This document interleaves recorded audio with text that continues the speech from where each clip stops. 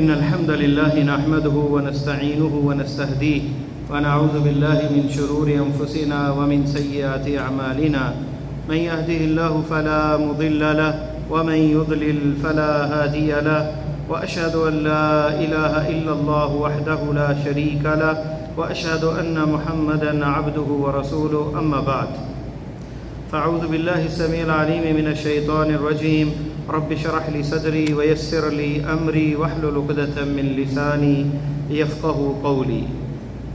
ہر ابتدا سے پہلے ہر انتہا کے بعد ذات نبی بلند ہے، ذات خدا کے بعد دنیا میں احترام کے لائق ہیں جتنے بھی لوگ، میں سب کو مانتا ہوں مگر مصطفیٰ کے بعد۔ معزز سامعین، ہمارا ایک سلسلہ پرنسپلز آف سکسیس، کامیابی کے اصول، ان پہ بات ہو رہی تھی اور یہ تیسری نشست ہے ہماری اس موضوع پہ۔ پہلے 2 نشستیں ہو چکی ہیں، تو ہم آخری جو بات جس پہ ٹھہرے تھے، الکیس من دان نفسہ وعمل لما بعد الموت، چوتھا اصول ہم نے پڑھا تھا کہ عقل مند انسان وہ ہے جس نے اپنے نفس کو پہچانا اور مرنے کے بعد کی زندگی کے لیے کام کیا، اور عاجز کمزور ناتواں وہ ہے جس نے اپنے نفس کی پیروی کی اور اللہ سے امیدیں لگا لی۔ اور اس سے پچھلا جو اصول تھا، احرص علی ما ينفعک ولا تعجز، حریص ہو جو تمہیں نفع دے اور اس پہ عجز نہ دکھاؤ، کمزوری نہ دکھاؤ۔ یہ 2 اصولوں پہ پچھلے درس میں ہماری بات ہوئی تھی۔ 2 نمبر سلسلہ جو اس کا تھا، سیکنڈ ایپیسوڈ تھا اس کا، پرنسپل آف سکسیس، احرص علی ما ينفعک ولا تعجز۔ اس پہ بات ہم کر رہے تھے اور اسی پہ رکے تھے کہ جو تمہیں نفع والی چیز ہے اس کے حریص ہو جاؤ اور عجز کمزوری نہ دکھاؤ۔ اللہ تعالیٰ فرماتے ہیں وَلَا تَمُدَّنَّ عَيْنَيْكَ إِلَىٰ مَا مَتَّعْنَا بِهِ أَزْوَاجًا مِّنْهُمْ زَهْرَةَ الْحَيَاةِ الدُّنْيَا لِنَفْتِنَهُمْ فِيهِ وَرِزْقُ رَبِّكَ خَيْرٌ وَأَبْقَىٰ۔ یہ 5ویں چیز ہے، 5واں اصول ہے کہ تمہارے رب کا رزق بہتر ہے اور باقی رہنے والا ہے۔ تو اللہ کا رزق جو ہے، اللہ تعالیٰ کی طرف سے جو رزق ہے اس میں جنت ہے آخرت میں، اور دنیا کے اندر کیا ہے؟ خیر، برکت ہے اور ایمان ہے اور اللہ کی محبت ہے، نیک اعمال ہیں، یہ بھی رزق ہے۔ ہم صرف رزق کو سمجھتے ہیں کہ صرف مال و دولت نہیں، یہ بھی رزق ہے، رب کی محبت مل جانا، اس کے شکر کی توفیق مل جانا، قرآن کی تلاوت، نیک اعمال کی توفیق، اور پھر آخرت میں جنت، اور دنیا کے اندر رزق میں برکت، عمر کے اندر برکت، یہ بھی رزق کی قسمیں ہیں۔ تو تمہارے رب کا جو رزق ہے وہ بہتر ہے اور ہمیشہ رہنے والا ہے۔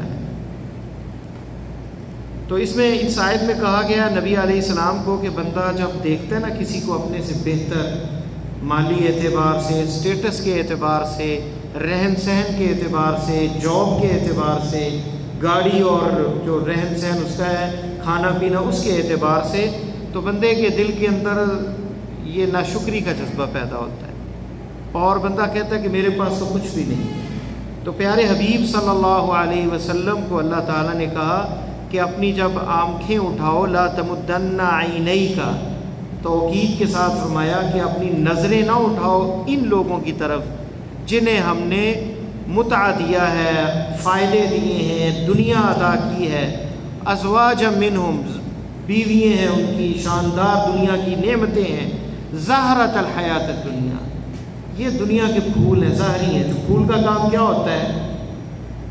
زینت کا کام کیا ہوتا ہے؟ انتہا ہوتی ہے۔ پھول بھی آج جو ہے وہ کھلا ہے اور رات کو جو ہے وہ بجھ جاتا ہے۔ لِنَفْتِنَهُمْ فِيهِ، فرمایا تاکہ ہم انہیں آزمائیں، اس نعمتوں میں انہیں آزمائیں، ان کی آزمائش کریں، اور دوسرا معنی کہ ان کی ابتلا کریں، اختبار کریں اور فتنے میں مبتلا کریں انہیں اس مال کی محبت میں، تاکہ اللہ تعالیٰ کے اصفیاء، اولیاء اور محبوب لوگ وہی اس کی جنت کو حاصل کر سکیں۔ وَرِزْقُ رَبِّكَ خَيْرٌ وَأَبْقَىٰ، تمہارے رب کا رزق جو ہے ثواب، اللہ کی طرف سے اجر یہ بہت بہتر ہے اور باقی رہنے والا ہے۔ دنیا کی لذت جو ہے وہ ختم ہو جاتی ہے۔ آپ کسی بھی ایسے لمحے کو یاد کریں جو آپ کے ماضی کا حصہ ہو، کسی 5 اسٹار ہوٹل میں آپ نے کھانا کھایا ہے، یا ایک دن وہاں پہ گزارا ہے، یا کہیں سیر پہ نکلے ہیں شاندار، جو آپ کی زندگی کے بہترین لمحات ہیں، آپ اس کو خواب کی طرح دیکھیں گے اور وہ ختم ہو چکا ہے۔ لیکن جنت اور ثواب کے عوض جو اللہ جنت دیں گے قیامت کے روز، وہ باقی ہوگی، وہ ختم نہیں ہوگی، وہ نعمتیں ختم نہیں ہوگی۔ آج آپ جتنا بھی حاصل کر لیں، اینڈ اس کا انتہا ہے۔ کل من علیہا فان، فنا ہونے والی ہر چیز ہے، مال بھی، عمر بھی، یہ زندگی بھی، یہ کاروبار، یہ گھر، یہ پیلس، ہر چیز فنا ہونے والی ہے، آپ نے چھوڑ کے جانا ہے، کچھ بھی حاصل کر لیں، لیکن رب کا جو اجر ہے وہ ہمیشہ رہے گا، وہ ختم کبھی نہیں ہوگا۔ اس لیے کہا تؤثرون الحیات الدنیا، تم دنیا کی زندگی کو ترجیح دیتے ہو، والآخرۃ خیر وابقیٰ، آخرت جو ہے بہتر ہے، وابقیٰ اور ہمیشہ رہنے والی ہے، باقی رہنے والی ہے۔ تو برکت کیا چیز ہے؟ اس میں کہا کہ ورزق ربک خیر وابقیٰ، اور برکت کیا ہے؟ مال کے اندر، عمر کے اندر، نیک عمل کے اندر، اولاد کے اندر جو صدقہ جاریہ ہوتی ہے۔ تو یہ سورہ طٰہٰ کی 131 نمبر آیت ہے۔ البرکہ جو ہے برکت کا ایسا جملہ اور لفظ ہے جو اصطلاحی ہے، اسلام کا یہ لفظ ہے برکت، اس کا انگلش میں ٹرانسلیشن نہیں ہو سکتی، انگلش میں ترجمہ نہیں ہو سکتا۔ برکت کیا ہوتی ہے؟ ایک چیز ہے تولیں گے آپ تو 2 کلو ہے، 2 کلو وہ چیز 4 بندوں کو 5 کو کفایت کرتی ہے، لیکن جب اس میں برکت آ جاتی ہے وہی 50 کو کافی ہو جاتی ہے، یہ برکت ہے۔ نبی علیہ السلام کی زندگی کے اندر اللہ تعالیٰ نے پیارے حبیب صلی اللہ علیہ وسلم کو وہ معجزات باہرہ عطا فرمائے کہ صحابہ کرام نے ان کا خود اپنی جیتی جاگتی آنکھوں سے مشاہدہ کیا۔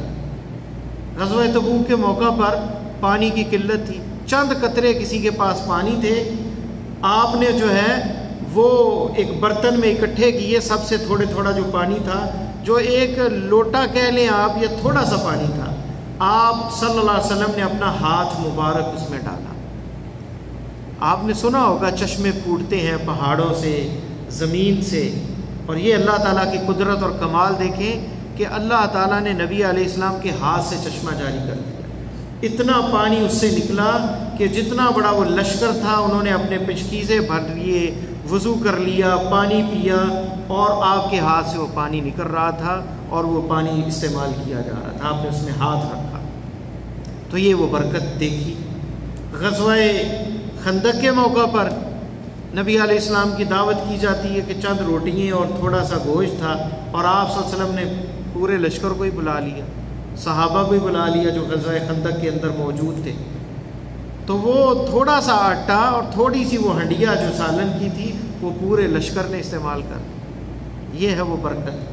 پھر ایک غزوے کے اندر کھانا کم تھا لوگوں کے پاس، آپ نے کہا جس کے پاس جو کچھ ہے چادر بچھائی گئی، دسترخوان لگایا گیا، اس کے اوپر رکھ دے، کوئی روٹی کے ٹکڑے، کوئی کھجور کے، کوئی پنیر کے، اور سب بیٹھ گئے اور کہا کہ بسم اللہ کر کے شروع کریں، اور تمام نے پیٹ بھر کے کھا لی، اور وہ جو چادر تھی جس پہ یہ بچھایا گیا تھا وہ بھر گئی، اس میں ختم ہونے کا نام نہ ہو، یہ برکت ہے۔ اب اس کو کیا آپ ترجمہ کریں گے اس کا برکت کا؟ عمر کے اندر برکت ہے کہ تھوڑی سی عمر میں بہت کچھ بندہ نیک اعمال کر لیتے ہیں۔ ہم پڑھتے ہیں سلف صالحین کے واقعات، تھوڑی سی عمر اور اتنی کتابیں لکھ دی کہ ہمیں وہ پڑھنے میں اتنا دیر لگے، اتنی دیر لگے کہ ہم وہ پڑھ نہیں سکتے کتابیں، اتنی مجلدات اور اتنی وہ تالیفات انہوں نے کی ہیں سلف صالحین کے اندر۔ تو تھوڑی سی عمر میں اللہ تعالیٰ نے برکت ڈال دی۔ تو یہ وہ برکت ہے جو اللہ کی طرف سے حاصل ہوتی ہے۔ اور یہ برکت کیسے حاصل ہوتی ہے؟ یہ اس دین پر چلنے سے حاصل ہوتی ہے۔ نبی علیہ السلام کی اطاعت کے اندر برکت ہے۔ کچھ ایسے اعمال بھی ہیں جو آپ نے بتایا جس سے برکت ہوتی، صلہ رحمی ہے، اس کے متعلق آپ نے فرمایا ہے کہ اس سے کیا ہوتا ہے، رزق میں اضافہ ہوتا ہے اور عمر کے اندر برکت ہوتی ہے صلہ رحمی سے۔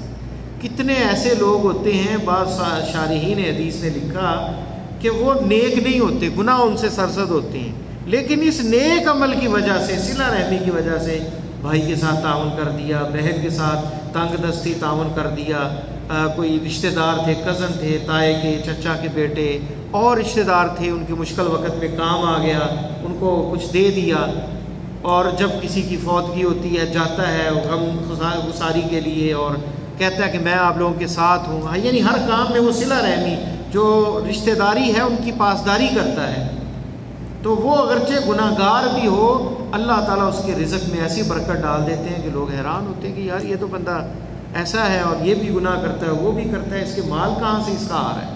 تو اس کا سر اور راز یہ ہوتا ہے صلہ رحمی۔ تو صلہ رحمی اتنا بڑا عمل ہے کہ اس سے برکت آتی ہے عمر کے اندر اور رزق کے اندر۔ چھٹا اصول جو ہے، جو کامیابی کا اصول ہے اور جس سے دنیا و آخرت کی کامرانی اور کامیابی ملتی ہے، اطمینان ملتا ہے، قلبی اطمینان، سکینت ملتی ہے، وہ ہے اللہ تعالیٰ کی محبت۔ اللہ تعالیٰ کی محبت۔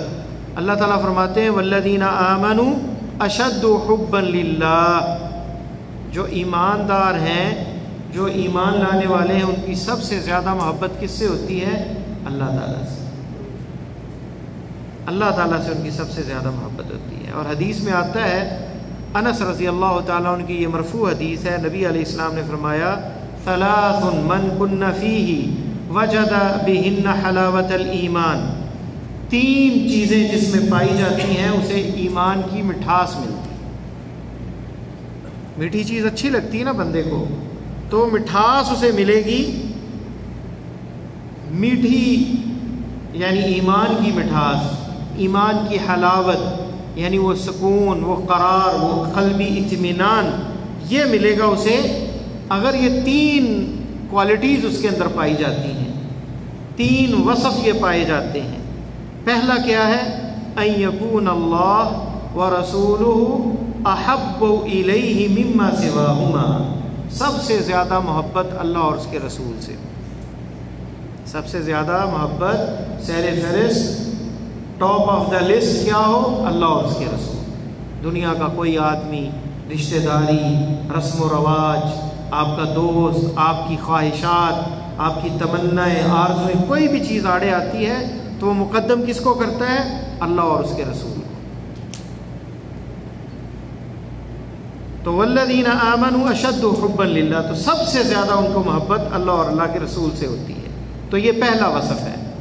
دوسرا وصف، دوسری کوالٹی، وَأَن يُحِبَّ الْمَرْءَ لَا يُحِبُّهُ إِلَّا لِلَّهِ، کسی انسان سے محبت ہے، کسی دوست سے محبت ہے، اس لیے نہیں کہ اس کا بزنس بہت اچھا ہے یا اس سے کوئی فائدے حاصل ہوں گے، کاروباری فائدے حاصل ہوں گے یا کوئی اور فائدہ ملے گا، نہیں، بلکہ صرف اللہ کے لیے محبت ہے۔ وہ نیک آدمی ہے، نمازی ہے، اللہ اور اللہ کے رسول سے محبت کرنے والا ہے، دنیا کا کوئی لالچ نہیں ہے، اس سے محبت کس لیے ہے؟ اللہ کے لیے، اس لیے اسے تحفے بھی دیے جاتے ہیں، اسے کھانے پہ دعوت دی جاتی ہے، اس کے پاس بیٹھا بھی جاتا ہے، اس کی زیارت بھی کی جاتی ہے، تو اس سے محبت صرف اللہ کی ذات کے لیے۔ یہ دوسری چیز۔ اور اس میں ایک حدیث بھی آتی ہے، ایک آدمی جو ہے کسی گاؤں میں گیا، رستے میں اللہ تعالیٰ نے فرشتہ بھیجا، وہ کسی دوست کو ملنے گیا، تو فرشتے نے اس سے پوچھا کہ تم کس لیے جا رہے ہو؟ تو اس نے کہا کہ میرا ایک دوست ہے اس گاؤں میں، اس سے ملنے جا رہا ہوں۔ تو فرمایا، اس نے کہا فرشتے نے کہ کس لیے؟ کیا کوئی اس کی نعمت ہے، کوئی اس کا کام ہے، تم پہ احسان کیا، اس کا بدلہ؟ کہا نہیں، صرف اللہ کے لیے۔ فرمایا گواہ ہو جاؤ کہ اللہ کی طرف سے میں بھیجا گیا ہوں، اور اللہ تعالیٰ کہتے ہیں کہ تمہاری اس محبت کی بنا پر اللہ بھی تم سے محبت کرتے ہیں۔ تیسری چیز ہے وَأَن يَكْرَهَ أَن يَعُودَ إِلَى الْكُفْرِ كَمَا يَكْرَهُ أَن يُقْذَفَ فِي النَّارِ۔ تیسرا وصف یہ ہے کہ وہ ناپسند کرے کفر کو ناپسند کرے، اللہ تعالیٰ کی نافرمانی کو، اللہ تعالیٰ کی ناراضگی سے ڈرے، کفر کو ناپسند کرے، جیسے کہ وہ ناپسند کرتا ہے کہ اسے آگ میں پھینکا جائے، اس طرح نفرت و کفر سے اسے۔ یہ بخاری کے اندر ہے 6941 نمبر حدیث۔ تو محبت کی بہت سی اقسام بھی ہیں۔ ایک ہے طبیعتی نیچرل محبت، جو ہے یہ جو ہے طبیعہ، یعنی کہہ لیں ایسی محبت جو فطرت کے اندر ہے۔ وہ محبت کیا ہے؟ بیٹے سے محبت ہے، بیٹی سے محبت ہے، بیوی سے ہے، دوست سے ہے، یہ عام محبت ہے۔ اور ایک ہے محبت الرافع والرحمہ، بندہ کسی مظلوم کو دیکھتا ہے، اس پہ رحمت کرتا ہے اور اس پہ شفقت کرتا ہے۔ اور تیسری محبت ہے الفا والانس، کسی سے انس ہو جاتا ہے، الفت ہو جاتی ہے، جیسے اللہ تعالیٰ نے میاں بیوی کے درمیان میں الفت رکھی ہے۔ اور خاص محبت کیا ہے؟ محبت العبادات، عبادت والی محبت، اور یہ جو ہے یہ خاص اللہ کے جس میں عبادت ہے، یعنی ایسی محبت کہ ہم عبادت کے اندر بھی رب کی محبت پیش ہو، ہمارے نقطۂ نظر میں ہو، ہمارے دماغ میں ہو، ہماری نیت میں ہو، محبت کے ساتھ، تواضع و عاجزی کے ساتھ ہو، جان چھڑانے سے نہیں ہو کہ نماز جان چھڑائی جائے۔ اکثر لوگ جو ہے نا وہ کیا کہتے ہیں، یار ابھی اذان ہوئی تھی دوسری اذان ہوگی، جیسے اس پہ بوجھ ہے، بھاری ہے۔ تو یہ شوق اور محبت کے ساتھ جو ہے کام کیے جائیں عبادات، اس میں تعظیم ہے، اللہ تعالیٰ کی تعظیم، اس کے رسول کی تعظیم، اور اللہ تعالیٰ کے احکامات کی پابندی کرنا، یہ محبت کے تقاضوں میں سے ہے۔ اور جس سے روکا ہے اس سے رک جانا، وما آتاکم الرسول فخذوہ وما نہاکم عنہ فانتہوا، جس سے رسول روکیں اس سے رک جاؤ، اور جو عطا کریں وہ لے لو، اس پہ عمل کرو، اور جس سے روکیں اس سے رک جاؤ۔ تو یہ محبت خاص ہے اللہ کے لیے، اللہ کے حق میں اور اس کے رسول کے حق میں، کہ اس سے محبت ہے تو اس کی تعظیم کی جائے، اور اس کے اوامر جو ہیں بجا آور لائے بندہ، اور منع کردہ چیزوں سے بچے۔ انسان جنت کے اندر دو پروں کے ساتھ جائے گا، یعنی دو چیزیں لازمی ہیں اس کے ایمان میں، ایک ہے محبت اور دوسرا ہے خوف۔ محبت ہو اللہ تعالیٰ سے، اور خوف ہو اپنے گناہوں کا کہ پکڑ اس سے ہوگی، اور اللہ کا کہیں عذاب نہ مجھے ملے، اللہ کہیں جہنم میں نہ پھینک دے۔ تو جب خوف اور محبت دونوں ہوگی تو پھر بندہ ڈرے گا بھی، عبادت بھی کرے گا اور گناہوں سے بھی بچے گا۔ محبت جو ہے وہ عبادت کی طرف لے کے جائے گی بندے کو، خوف اسے گناہوں سے بچائے گا، رب کی پکڑ کا خوف۔ ان بطش ربک لشدید، بے شک تمہارے رب کی پکڑ بڑی سخت ہے، اور تمہارے رب کا عذاب عظیم ہے، اور تمہارے رب کا عذاب علیم ہے، دردناک ہے۔ تو یہ چیزیں جو ہیں خوف اور رجا، یہ وہ دو پر ہیں جن کے ساتھ بندہ جنت میں جائے گا، اور یہ ایمان کے اندر ہونا ضروری ہے کہ بندہ خوف بھی کھائے اور محبت بھی ہو۔ دیکھیں عمر رضی اللہ تعالیٰ عنہ زخمی ہو جاتے مسجد میں فجر کی نماز میں، وہ ظالم نے جو ہے خنجر مارے، اور عمر رضی اللہ تعالیٰ عنہ بستر پہ ہیں، اور بیٹا آیا عبداللہ ابن عمر، انہوں نے سر اٹھا کے جو ہے اپنی گود میں رکھ لیا۔ تو عمر رضی اللہ تعالیٰ عنہ نے کہا کہ میرا جو ہے نا سر وہ نیچے رکھ دو، میرا سر نیچے رکھ لو، شاید اللہ مجھ پر رحم کر لے اس حالت میں دیکھتے ہوئے۔ پھر کسی نے ایک اور آیا بندہ زیارت کے لیے، صحیح بخاری کے اندر ہے، اور وہ کہتا ہے ابشر یا امیر المومنین، آپ کو بشارتیں ہوں، آپ کو خوشخبری ہو ہے امیر المومنین۔ کیا؟ کس چیز کی؟ نبی علیہ السلام کی صحبت، پھر اس کے بعد خلافت، ثم الشہادہ، اب یہ شہادت مل رہی ہے۔ تو عمر رضی اللہ تعالیٰ عنہ نے کیا کہا؟ لا لی ولا علیہ، میں تو کہتا ہوں کہ برابر کا معاملہ ہو جائے، مجھے تو ڈر ہے کہ پکڑ نہ ہو جائے، میں تو ڈرتا ہوں، لا لی ولا علیہ، اور مجھے تو یہ ڈر ہے کہ مجھے کسی چیز کی امید نہیں، بس برابر کا معاملہ ہو جائے کہ مجھے اللہ تعالیٰ کی پکڑ سے میں بچ جاؤں۔ اور کچھ سلف صالحین ایسے کہتے تھے کہ اگر اللہ تعالیٰ کہے گا کہ سارے لوگ جنت میں جائیں گے، ایک بندہ نہیں جائے گا، تو مجھے ڈر ہے کہ وہ میں نہ ہوں۔ یہ خوف ہونا چاہیے رب سے، تو یہ پھر گناہوں سے بچاتا ہے۔ پھر وہ نوجوان جو ہے واپس مڑا، اور دیکھیں اس حدیث کے اندر، اس واقعے کے اندر ہمیں یہ بھی ملتا ہے کہ نیکی کا حکم، برائی سے روکنا، یہ ہر وقت ہے۔ اس کے لیے جو ہے مسلح اٹھا کے نکلنے کی ضرورت نہیں، جہاں آپ دیکھیں برائی، اور جہاں آپ کو برائی نظر آئے اور جہاں آپ کو نیکی کا حکم دینا ہو تو فوراً دیں۔ اس آدمی کی چادر جو ہے گھٹنوں سے نیچے تھی، فَإِذَا إِزَارُهُ يَمُسُّ الْأَرْض، زمین سے ٹچ ہو رہی تھی، اور یہ تکبر کی علامت ہے۔ حدیث میں یہ آتا ہے کہ بندے کی جو ہے نا چادر وہ ٹخنوں سے اوپر ہونی چاہیے۔ مَا أَسْفَلَ مِنَ الْكَعْبَيْنِ مِنَ الْإِزَارِ فَفِي النَّارِ، یہ جہنم میں جائے گی۔ جو کہنے کہ ازار آپ کی چادر اگر ٹخنوں سے نیچے ہے، اور مومن کی ازار جو ہے الی نصف ساقی، اس کی آدھی پنڈلی تک ہوتی ہے۔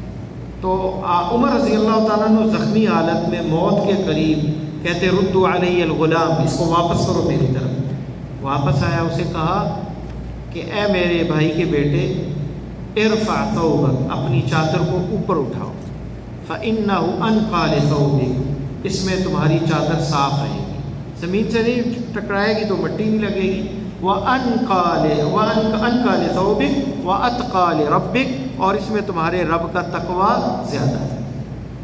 دیکھیں اس وقت بھی آپ نے اس کو چھوڑا نہیں، اور نبی علیہ السلام وہ ایک یہودی بچہ جو ہمسایہ تھا اس کی عیادت کے لیے گئے اور دیکھا اس کی سانسیں اکھڑ رہی ہیں، مرنے کے قریب اسے کیا کہا کہ کہہ دو، اس کے کان میں کہا کہہ دو لا الہ الا اللہ محمد رسول اللہ۔ اس کے باپ نے آپ صلی اللہ علیہ وسلم، اس نے اپنے باپ کی طرف دیکھا کہ اللہ کے نبی صلی اللہ علیہ وسلم عیادت کے لیے ہمسائے کے گئے ہیں اور بچہ یہودی مر رہا ہے وہ۔ تو نبی علیہ السلام نے جب اسے کہا کہ کلمہ پڑھ دو، اس نے باپ کی طرف دیکھا، باپ نے کہا اتے ابو القاسم، مان جو ان کی بات۔ اس نے کلمہ پڑھ لیا اور اس کی روح پرواز ہو گئی۔ آپ نے اللہ کا شکر ادا کیا کہ اللہ نے اس کو جہنم سے آزاد کر دیا، کوئی نیک کام بھی نہیں کیا اور وہ جنت میں چلا گیا کلمہ پڑھ کے۔ پھر آپ نے اس کے کفن دفن کا انتظام کیا، کیونکہ وہ مسلمان ہو گیا تھا۔ تو مرتے وقت بھی کسی کو جو ہے نا نیکی کا حکم دینا، اگر مر رہا ہے کفر پہ تو آپ اسے دعوت دیں اسلام۔ ایک مسلمان مر رہا ہے تو اسے کلمہ پڑھنے کی تلقین کریں۔ تو نیکی کا حکم اور برائی سے روکنا جو ہے یہ کسی حال میں چھوڑا نہیں جا سکتا۔ 7واں اصول جو کامیابی کا اصول ہے، جو بڑا اہم ہے، اور چاہیے تو یہ تھا کہ اس کو سیر فہرست نمبر 1 پہ رکھتے ہم۔ الذین آمنوا ولم یلبسوا ایمانہم بظلم اولئک لہم الامن وہم مہتدون۔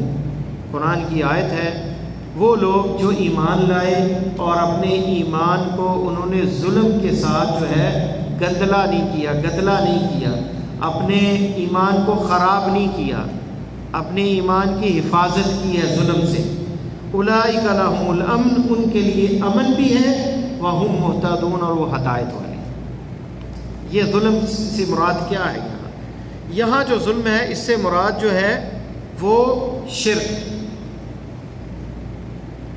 سب سے بڑا ظلم ہے۔ سورہ لقمان میں اللہ تعالیٰ نے فرمایا ان الشرک لظلم عظیم، بے شک شرک جو ہے وہ ظلم عظیم ہے، وہ ظلم عظیم ہے شرک جو ہے۔ سب کو ایک ایک دے، شرک جو ہے وہ ظلم عظیم ہے، اور شرک جو ہے وہ سب سے بڑا گناہ ہے۔ سہل بن سعد رضی اللہ تعالیٰ کی روایت، جس میں نبی علیہ السلام سے پوچھتے ای ذنب اعظم، سب سے بڑا گناہ کون سا ہے؟ فرمایا ان تجعل للہ ندا وہو خلقک، تو اللہ کے ساتھ کسی کو شریک ٹھہرائے اور اس نے تجھے پیدا کیا۔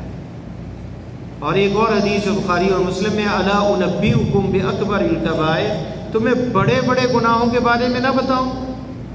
فرمایا صحابہ نے کیوں نہیں؟ فرمایا الاشراک باللہ، سب سے پہلے سیر فہرست اللہ کے ساتھ شریک ٹھہرانا۔ آج ہمارے معاشرے کے اندر شرک کی وہ شکلیں موجود ہیں جو نبی علیہ السلام کے دور میں بھی نہیں تھیں۔ اس وقت کے مشرک بھی ایسے آج کی طرح کے مشرک نہیں تھے۔ وہ مشرک بھی کہتے تھے کیا رازق کون ہے؟ اللہ تعالیٰ۔ رزق کون دیتا ہے؟ اللہ تعالیٰ۔ بارش کون نازل کرتا ہے؟ اللہ تعالیٰ۔ تو یہ تم بتوں کی کیوں پوجا کرتے ہو؟ لیقربونا الی اللہ زلفیٰ، ہم ان کی عبادت نہیں کرتے، ہم ان کی قربت کی راہیں تلاش کرتے ہیں، یہ وسیلہ ہے اللہ کے ہاں، ہماری ان تک اور ان کی اللہ تک۔ یہ نیک لوگوں کے بت تھے، کیونکہ جو نیک لوگ تھے اس کی مورتی بنا لیتے تاکہ ہمیں یاد رہے کہ اس کی یہ کیسے عبادت کرتے تھے۔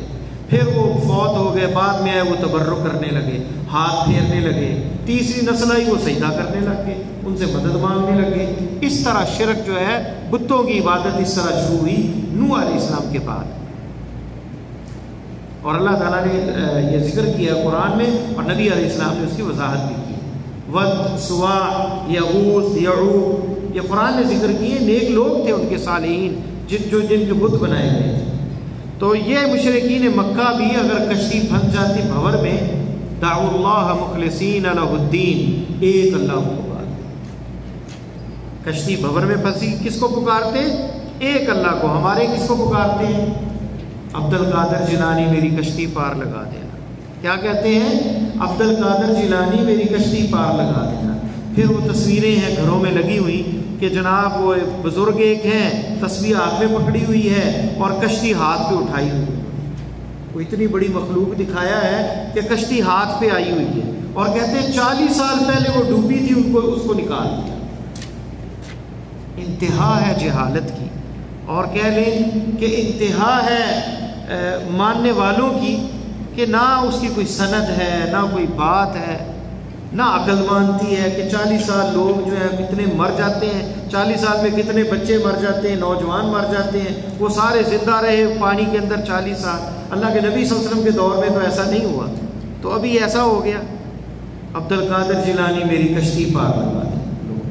پھر جناب طواف کر رہے ہیں مکہ میں، اور کسی نے فون کیا کیا حال ہے لاہور سے. اس نے کہا یار داتا صاحب کی تو کیا ہی بات ہے، میرے لیے وہاں جا رہے ہو تو دعا کرنا.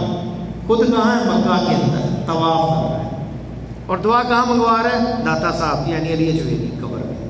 اس سے بڑی جہالت کیا ہو کہ رب کے گھر سے میں جو ہے وہ کہہ رہا ہے کہ کسی اور کے در سے جو ہے وہ مانگے اور سوال کرے. یہ شرک کی قسمیں ہیں.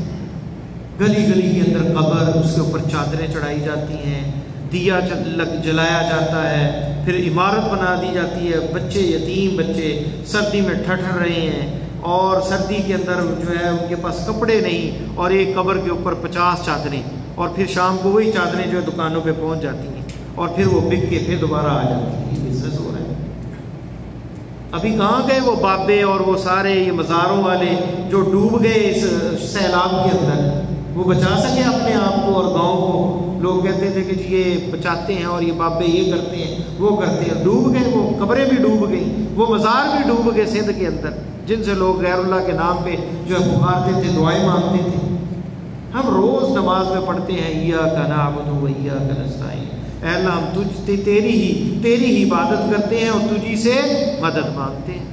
تو پھر پتہ نہیں کیا، یا علی مدد، یا غوث اعظم، یا رسول اللہ انظر حالنا واسمع قالنا، اے اللہ کے رسول ہمارے حال پہ ہمارے حال کو دیکھیں اور واسمع قالنا ہماری گفتگو کو سنیں. یہ پڑھا جاتا ہے. پتہ نہیں کیسے لوگ پڑھتے ہیں. صحابہ نے تو ایسا کچھ نہیں پڑھا. صحابہ کرام نے تو آپ کی وفات کے بعد عمر رضی اللہ تعالیٰ عنہ بارش نہیں ہوئی تو پہلے آپ کے چچا کو لے گئے اور جو ہے کھلی میدان میں نماز استسقاء کے لیے، اور کہا، صحیح بخاری کے اندر حدیث ہے، انا کنا نتوسل بنبینا، جب زندہ تھے اللہ کے نبی صلی اللہ علیہ وسلم ہمارے درمیان میں تھے، ہم آپ کا وسیلہ پکڑتے تھے، آپ کے ذریعے دعا منگواتے تھے. اب آپ نہیں ہیں، اب ہم انا نتوسل بعم نبینا، اب ہم اللہ کے نبی صلی اللہ علیہ وسلم کے چچا کا وسیلہ پکڑتے ہیں. اور عباس رضی اللہ تعالیٰ عنہ کو کہا کہ آپ دعا کریں استسقاء کے لیے، بارش کے لیے. تو دعا اب بھی منگوائی جا سکتی نیک آدمی سے. تو وسیلہ یہ ہے کہ نیک آدمی کو کہیں دعا کریں. یہ نہیں ہے وسیلہ کہ جو مر چکا ہے اس کا وسیلہ پکڑتے تھے، اس طرح کسی حدیث میں نہیں آتا. پھر وہ غار والی حدیث جو ہے وہ بھی وسیلہ انہوں نے پکڑا. آپ نے 3ری 4تھی کلاس میں پڑھی ہوگی کہ 3 بندے تھے اور غار کے اندر وہ بارش شدید طوفان آیا اور غار کے اندر وہ جو ہے چھپ گئے، اور ایک بہت بڑا پتھر آ گیا اور دروازہ بند ہو گیا. اب وہ نکل نہیں سکتے، اب نہ آواز باہر جاتی ہے، اندھیرا بھی ہے، اب کون بچائے گا؟ صرف اللہ. یہاں ہے ایک اللہ کو پکارنا. یہاں نہ کوئی پیر کام آئے گا، نہ کوئی بابا کام آئے گا، نہ کوئی مزار والی ہستی کام آئے گی. کیا انہوں نے کسی نبی کو پکارا؟ کیا ابراہیم علیہ السلام کو پکارا؟ اللہ کے انبیاء اس وقت بھی تو گزرے تھے، آپ صلی اللہ علیہ وسلم سے پہلے کا واقعہ ہے. صرف ایک اللہ کو پکارا. کیسے؟ انہوں نے کہا کہ ہر بندے کو وسیلہ رکھنا پڑے گا، اپنے نیک عمل کا وسیلہ کہ جو خالص اللہ کی رضا کے لیے کیا ہے. ایک اٹھا، اس نے کہا کہ اللہ تعالیٰ تو جانتا ہے کہ میرے پاس ایک عامل آیا، کام کرنے والا، اس کو اجرت دی، اسے پسند نہیں آئی، میں نے اس کی ایک بکری خرید لی، اللہ نے اتنی برکت دی کہ بکریاں، اونٹ اور گائے اور کتنی وادی بھر گئی، ہر قسم کا میرے پاس ہو جو ہے اس میں اتنی برکت ہوئی۔ وہ کتنے سالوں کے بعد آیا، کہا اللہ کے بندے میری اجرت تھی تمہارے پاس۔ اس نے کہا یہ جو دیکھ رہے ہو ساری تمہاری اجرت۔ اتنا اس نے کہا مذاق نہ کرو میرے ساتھ۔ اس نے کہا مذاق نہیں، اسی میں برکت پڑی ہے یہ۔ وہ کہتے وہ سارا کچھ لے گیا۔ اے اللہ اگر تیری رضا کے لیے کام کیا ہے تو ہمیں اس سے نجات دے، تھوڑا سا پتھر سرکہ تھوڑی سی روشنی آئے گا۔ دوسرا بندہ جو ہے اس نے کہا کہ اے اللہ تعالیٰ میری چچا کی بیٹی تھی اور مجھے بڑی پسند تھی اور وہ گناہ کے لیے راضی نہیں ہوتی تھی، حالات تنگ ہو گئے، بیچاری بھوک سے برا حال، بچے بلکتے دیکھے تو وہ راضی ہوگی میرے ساتھ اور کتنے پیسوں پہ۔ تو جب میں اس کے قریب آیا برائی کے لیے، اس نے کہا اللہ سے ڈر جاؤ، اور میں نے اسے چھوڑ دیا، پیسے بھی دیے۔ اے اللہ اگر تجھے یہ پسند ہے تو مجھے ہمیں اس سے نجات دے۔ تو پتھر تھوڑا سا اور سرکہ، اب نکل نہیں سکتے تھے، روشنی اور بڑھ گئی۔ تیسرے نے کیا کہا؟ والدین کی خدمت، کہ ساری رات میں پیالہ دودھ کا لے کے کھڑا رہا، لیٹ ہو گیا، دودھ پہلے والدین کو دیتا تھا، بچے روتے رہے، صبح ہوئی انہوں نے دودھ پیا اور اس کے بعد میں نے بچوں کو دیا۔ تو اے اللہ اگر تجھے عمل یہ پسند ہے والدین کی خدمت کا تو اس سے نجات دے۔ پتھر ہٹ گیا اور وہ باہر نکل گئے۔ اب دیکھیں ان تینوں نے کون سا وسیلہ پیش کیا؟ اپنے نیک عمل کا۔ تو یہ آپ صلی اللہ علیہ وسلم نے بتایا، یہ حدیث ہے، تو ہمیں بھی، اور صحیح حدیث ہے، تو ہمیں بھی چاہیے کہ کسی مصیبت میں پھنس جائے تو اپنے کوئی نیک عمل جو آپ نے اللہ کے لیے کیا، آپ کے اور اللہ کے درمیان میں ہے، کسی بندے کو پتہ نہیں، تو آپ بھی پیش کر سکتے ہیں، یہ وسیلہ لے سکتے ہیں کہ اللہ یہ میرا عمل اگر آپ کو پسند ہے تو اس مصیبت سے نجات دے، تو یہ وسیلہ جائز ہے۔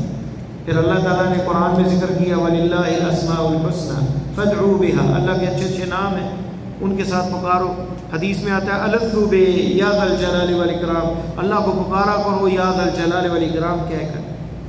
تو یہ نام ہے یا رحمان ارحمنا، یا رزاق ارزقنا، اے رزق دینے والے رزق دے، رحم کرنے والے رحم فرما۔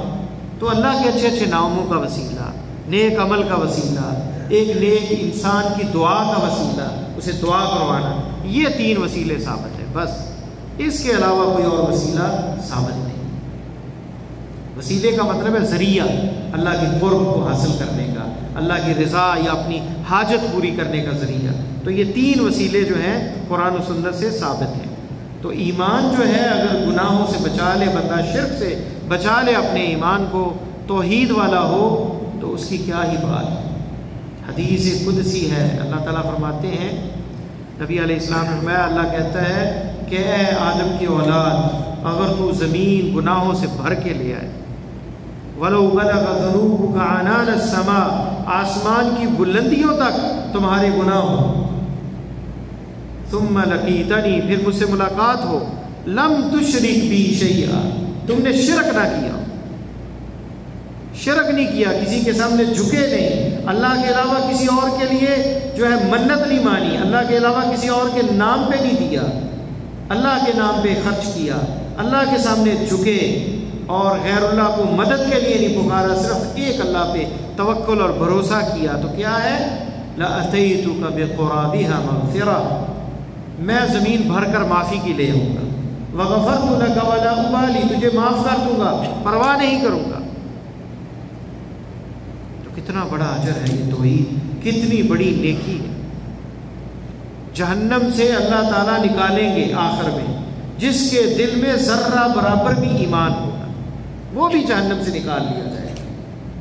اور کیسے پہچانے جائیں گے وہ لوگ؟ مواضع الوضو، وضو کی وجہ سے، وضو کے اعضاء جو ہیں چمکیں گے، یہ نشانی ہوگی، وضو کے اعضاء چمکیں گے، اس سے پہچانے جائیں گے کہ ان کے اندر ایمان ہے۔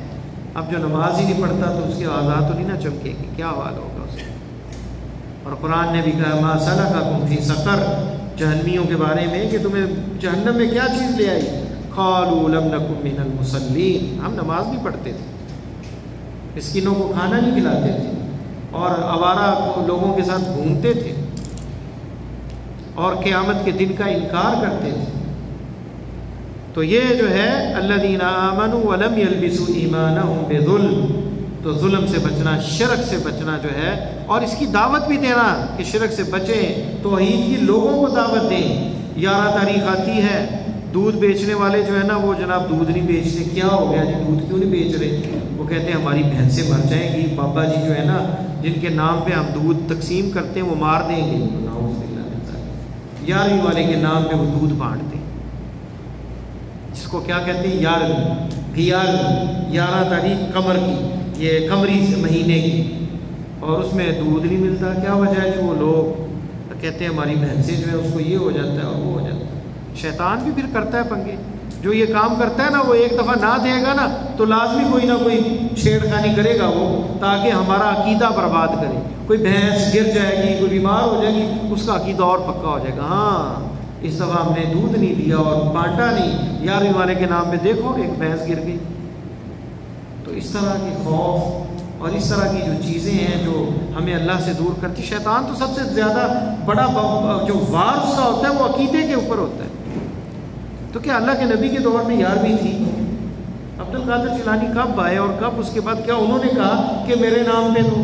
وہ جو بیوییں گھروں کے اندر کہانی پڑھتی ہیں کتاب میں کہ وہ ایک آدمی تھا، وہ جیل کے اندر تھا اور اس نے پتہ نہیں قتل کیا تھا اور کیا ہوا اس میں، پھر اسے کہا گیا کہ جی 11 تاریخ کو ختم دو اور عبد القادر جیلانی کا اور اللہ کی راہ میں دو، اور پھر وہ جناب ٹھیک ہو گیا. وہ کسی کا سر جو تھا وہ تربوز بن گیا جو ہاتھ میں پکڑا ہوا تھا کسی بوری میں، اور پتہ نہیں عجیب و غریب کہانی ہے جس کے کوئی سر پاؤں نہیں ہے، کوئی اس کی جو ہے سند نہیں ہے.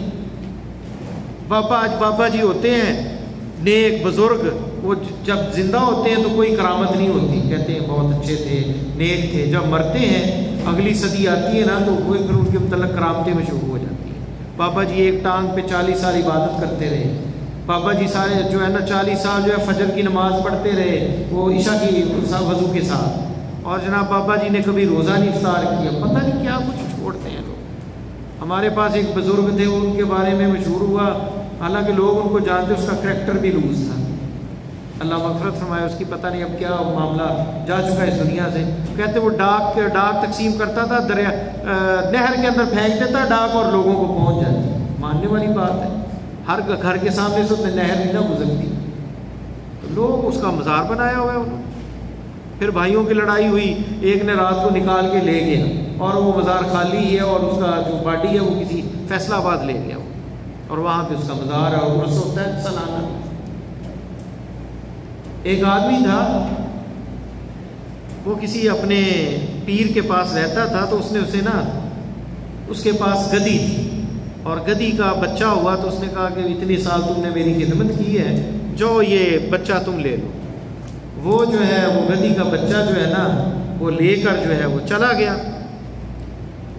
اب وہ کہیں گاؤں میں رہتا تھا تو وہاں وہ جو ہے نا گدی کا وہ بچہ مر گیا کچھ سالوں کے بعد.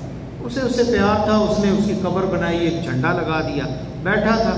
تو لوگ آئے اور چڑھاوے چڑھانے لگ گئے. اس نے کہا یہ کون؟ اس نے کہا کہ فلاں سرکار ہے، اور پتہ نہیں اس کا کیا نام بنا دیا اور کیا اس کی کرامتیں. جناب اس پہ بہت بڑا عرس اور میلہ اور لوگوں کا رش. وہ پیر صاحب کو پتہ چلا، اس کے استاد کو، یار وہ تو اس کا بڑا عرس لگتا ہے اور بڑا شور ہے. وہ وہاں اس کے پاس گیا تو اس نے کہا کہ یار میرے پاس بھی ایک عرس ہے اور ایک مقبرہ ہے اور ایک مزار ہے، تو وہ تو اتنا بڑا نہیں، کون ہے؟ مجھے نہیں پتہ یہ کون ہے بزرگ. اس نے کہا یہ استاد جی وہی جو آپ نے گدی کا بچہ دیا تھا وہی یہاں ہے. اس نے کہا کہ وہ گدی سے تو اس کا بچہ آگے نکل گیا، یعنی اس نے بھی وہ گدی کو دبایا ہوا تھا. تو یہ حالات ہیں کہ ایسی چیزیں لوگ دفن کر کے بزنس کرتے ہیں. اور ہمارے معاشرے میں جو لوگ تعلیم یافتہ نہیں ہیں وہ عقیدت کے مارے وہاں اپنے ماتھے بھی ٹیکتے ہیں، سجدہ بھی کرتے ہیں، طواف بھی کرتے ہیں، منتیں بھی مانتے ہیں. میرا کام ہو گیا تو یہاں دیکھ دوں گا، میرا کام ہو گیا تو بکرا ذبح کروں گا، یہاں پہ سارے کرتے ہیں. میرا کام ہو گیا تو دودھ بانٹوں گا. دیکھیں آپ لاہور میں دودھ کی سبیل لگتی ہے، پتہ نہیں کتنے ٹن دودھ جو ہے وہ تقسیم کیا جاتا ہے. کیا ہے یہ جہالت؟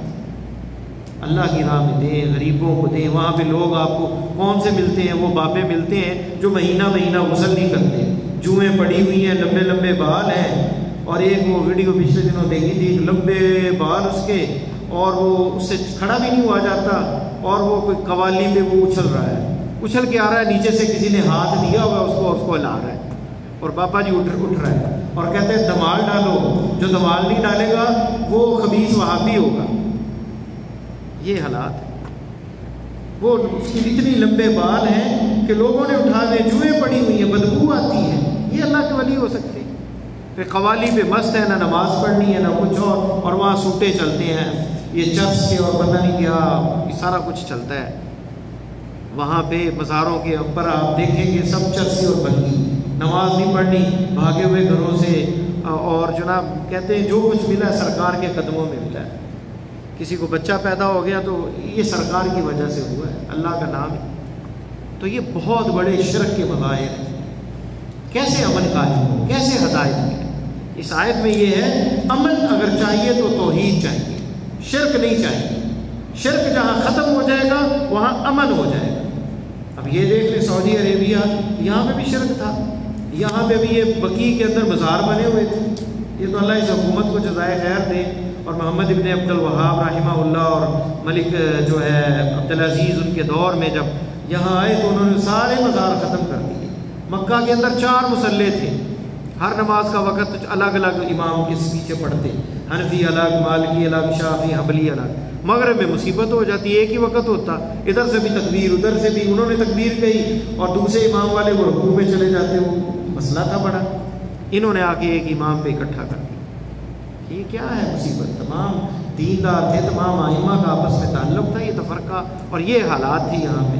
اب آپ کو کوئی مسجد یہاں ایسی نہیں ملے گی کہ فلاں فرقے کی، آپ جہاں مرضی جا کے نماز پڑھیں، تمام مسلمان.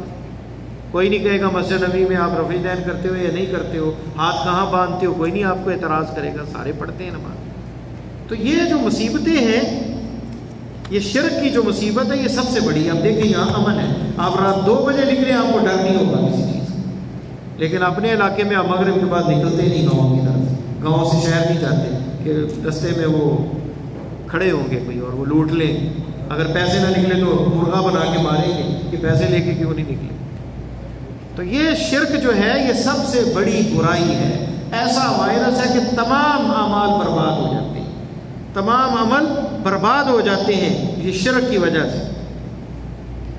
8واں اصول جو ہے ان مع العسر یسرا، آسانی، تنگی کے ساتھ آسانی ہے. ہمیں بہت سے ایسے موقع آتے ہیں کہ ہمارے سامنے دروازے بند ہو جاتے ہیں. جاب نہیں ہے تو جہاں سے جائیں جاب نہیں مل رہی، بالکل بندہ بیکار ہو جاتا اور سمجھتا ہے کہ بس دنیا اندھیرا ہو گیا ہے. بیماری ہے تو شفا نہیں ملتی، بندہ سمجھتا ہے ختم ہو گیا بس. لیکن اللہ تعالیٰ نے کہا ہے کہ ہر تنگی کے ساتھ ان مع العسر یسرا، ان مع العسر یسرا. العسر ایک ہے الف لام کے ساتھ، یہاں معرفہ ہے، اور یسرا جو ہے وہ 2 ہے.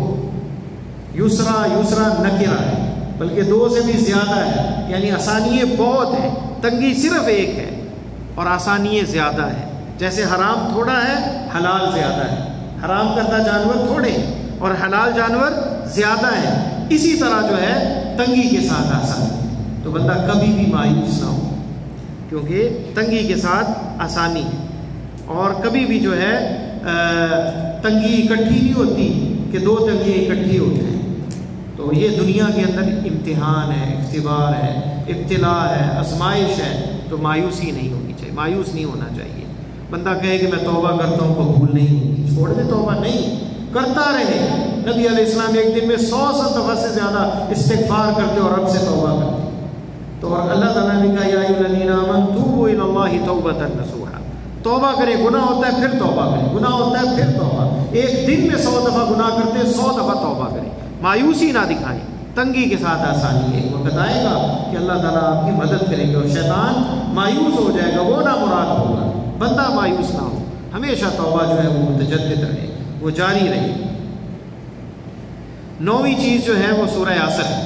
اس میں سارا ترتیب بتائی ہے کہ سارے لوگ نقصان میں ہیں، خسارے میں ہیں. 4 کوالٹیاں جس میں ہیں وہ کامیاب ہیں. یہ والعصر زمانے کی قسم ہے، ان الانسان لفی خسر، انسان نقصان میں ہے. الا الذین آمنوا، جو ایمان لائے، وعملوا الصالحات، دوسری کیا ہے؟ نیک عمل. تیسری چیز وتواصوا بالحق، حق کی وصیت. ایمان لا کے عمل صالح کر کے بیٹھ نہیں گئے، آگے بتانا بھی ہے حق آگے پہنچانا بھی ہے، نیکی کا حکم دینا ہے، برائی سے روکنا ہے، ورنہ کامیاب نہیں، خسارے سے نہیں بچیں گے۔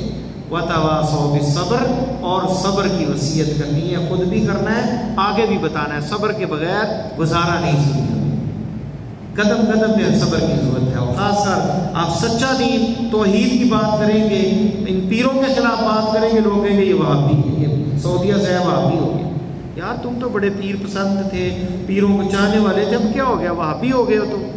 جو یہاں سے جاتا ہے نا وہ ذرا کنی کتراتا ہے ان سے کہ یار یہ پیر صاحب بیٹھے ہیں اوپر، سب نیچے، بزرگ بھی نیچے بیٹھے ہوئے ہیں، اور یہ اکڑ کے جناب بیٹھا ہوا ہے، اور جناب لوگ مالش کر رہے ہیں، ادھر اذان ہو رہی ہے، جہاں بھی جناب کیسا یہ پیر ہے، ہمارے تو سارے لوگ جاتے ہیں مسجد۔